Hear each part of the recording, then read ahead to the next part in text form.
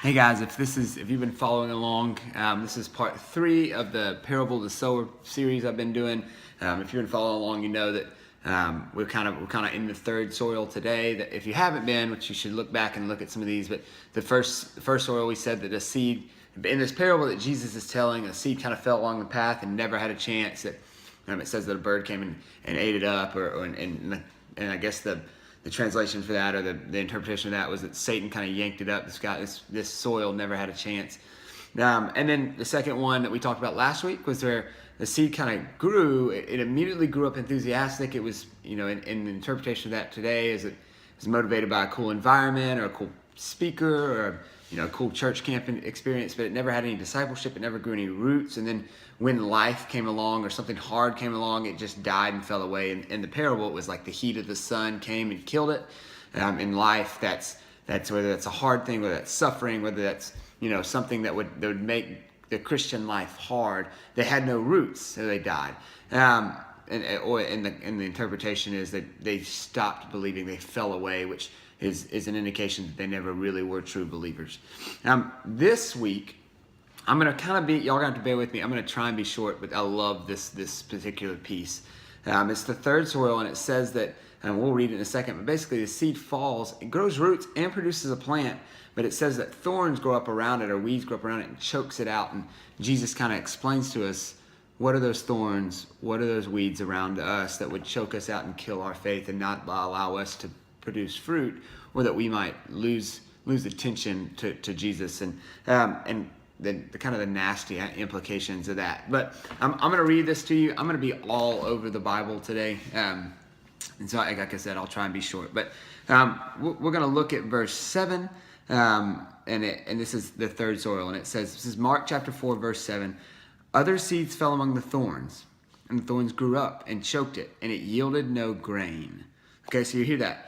Other seeds fell among the thorns, and the thorns grew up and choked it, and it yielded no grain. All right, so what we see, and we're going to get the interpretation in a second, is that a seed fell, like in good, well, what seemed to be relatively good soil, except that it had weeds in it.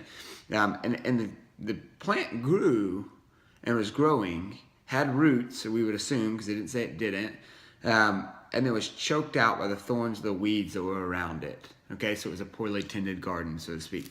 And then Jesus, in verses 17, starts to talk about, or in verse 18, starts to talk about, like, he's interpreting that for the disciples. And he says, and this is his interpretation of that seed, or that soil. He says, and others are the ones sown among the thorns. They are those who hear the word, so that they've heard the gospel, but the cares of the world, the deceitfulness of riches, and the desire for other things enter in and choke the word. And listen to this last phrase, and it proves unfruitful. So what we've kind of seen is a progression of the sower, right? In the first seed, there was nothing at all. Never had a chance. Satan grabbed it up and never had a shot. In the second one, we see it begins to grow, but it has no roots, and so it dies quickly. In this one, we see that there's this logical third progression, that it's a plant, but it never produces any fruit. It begins to grow, but it's choked by thorns, and it's choked by it gives three specific things. It's choked out by the worries or the distractions of life, the deceitfulness of wealth, or the desire. He just does this huge blanket statement at the end, or the desire for other things. Just a love and a desire for anything that's not Jesus. And then he says that very last phrase, he says, and it proves unfruitful. Right? So the implication is it didn't produce fruit. Therefore, this person, this seed, or this soil isn't a Christian. And that's true all over Scripture. And I think it's kind of interesting that this is Mark chapter 4, and if you were flip over to Mark chapter 10, verses 17, Jesus starts to teach about this, and he's talking about the rich young man. So a rich young man comes to Jesus, and it says that he asks Jesus, like, hey, what do I got to do to follow you, to go to heaven? What does he say? In verse 19, in verse 17, he says, what do I got to do to inherit eternal life? We're in Mark 10. And Jesus says, just follow the commandments. Like, don't murder, do those things. And the rich young ruler says to them, Jesus kind of set him up, like slow played him here. And he said to him, teacher, I have all of these. I've kept them from my youth.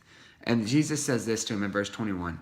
And Jesus, looking at him, loved him. What? Jesus says to him, like, in a loving fashion. And Jesus said, looking at him, loved him and said to him, you lack one thing. Go, sell all that you have and give to the poor, and you have treasure in heaven, and come and follow me. Jesus tells him the one thing that this rich young man can't do, right? Because his heart is so tied. What does chapter 4 say in the parable of the sower? To the deceitfulness of wealth, right? Because it says in verse 22, the young man, disheartened by the saying, he went away sorrowful, for he had great possessions. Jesus, the most loving thing Jesus could have done, verse 21, he loved him, was tell this man, hey, you're distracted by other things that aren't Jesus. You follow the law, and that's probably a distraction too. You've tried to do the things that would gain you life, and yet you've never given your life to Jesus because you're distracted by following the law or by the possessions that you have.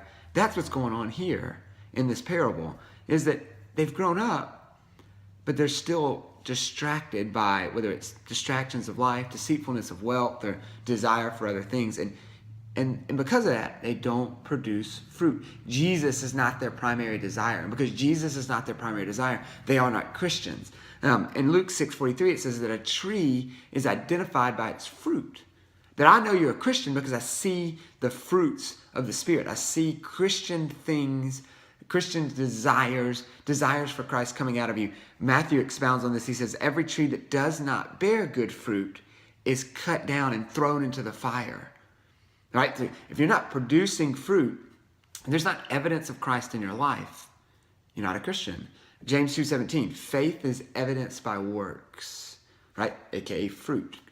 Your faith is made proof. The proof of it is the fruit, right? I love that saying, the proof is in the fruit. And so this seed grows, but it doesn't produce fruit. It's distracted by so many other things. And I think, can we not identify with that?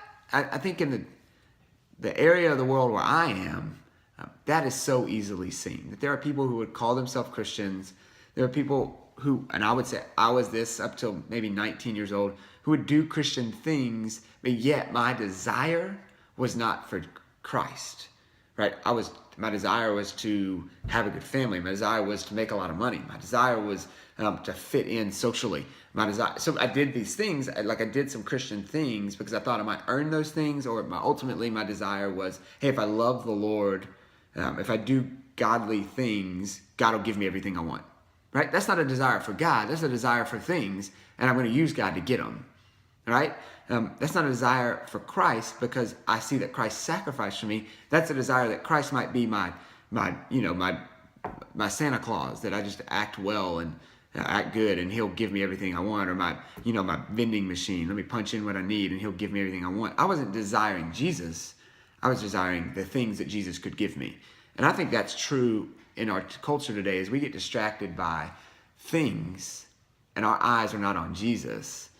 And if your eyes aren't on Jesus, then you don't truly grasp what Christ has done for you in the fact that he died, right? Like, he saw us, me, in my wickedness and in my depravity, and he died for me so that I might get his righteousness and he might get my sin. He took on my debt, my death, so that I could have life in him. That doesn't cause me to desire him. I don't really get the gospel. And if I don't get the gospel, I'm not a Christian. So what's the solution? What's the application here for us today? Well, Hebrews 12:1-2 does a really good job of telling us, if we'll just turn our eyes to Jesus, the author and perfecter of our faith, and turn away from the weight of sin that clings so closely. Turn from sin and turn to Jesus, right? We can keep our eyes on Jesus. Those distractions just seem so much less. If our eyes are on Christ and what he's done, wealth seems so small, right? Our desire for popularity or social acceptedness is so small. Our desire for all these things becomes so small. Or Romans 12:1 says to present your bodies as a living sacrifice, holy and acceptable to God. And it says, this is your spiritual worship. It says, give your life away to Jesus. Quit chasing money. Quit chasing girls and guys. Quit chasing relationships. Quit chasing family. Chase Jesus. turn away from the distractions of life, the deceitfulness of wealth and the desire for other things, and turn to Jesus. And in this parable, Jesus is trying to get people to see that there are a lot of people running around talking like they're Christians, and yet haven't turned their eyes or their hearts really to Jesus. There's an old hymn called "Turn Your Eyes Upon Jesus," and in one of the verses it says, "Turn your eyes upon Jesus." I'm going to read this to you. "Turn your eyes upon Jesus, look full of his wonderful face." And I love this line. "And the things of earth will grow strangely dim in the light of his glory and grace." That's my hope for you, us, for me, for you, that if you desire Jesus, if Christ is working on your heart that you might become a Christian, or that if you feel like you are, and yet you're distracted by so many other things, then turn your eyes to Jesus. Look full of his wonderful face, because everything else, all the desires of the earth, will grow strangely dim in the light of who Jesus is. If my eyes and my desire for him, the distractions, the thorns, right, the weeds that grow up around me can't distract me. They can't hurt me, because my desire, my hope is in him, right, not in all these other things moving around. Hey, so I know we've done 3 soils, and they all kind of said, hey, this guy got killed by Satan. This one didn't make it because of persecution or suffering. This one didn't make it because he desired other stuff. Next week, we'll get the 4th soil, good soil, kind of be an encouraging message. Like, what does it look like when we actually accept the gospel and we turn to Jesus? So next week, we'll talk about that. We'll finish up this series. Love you guys.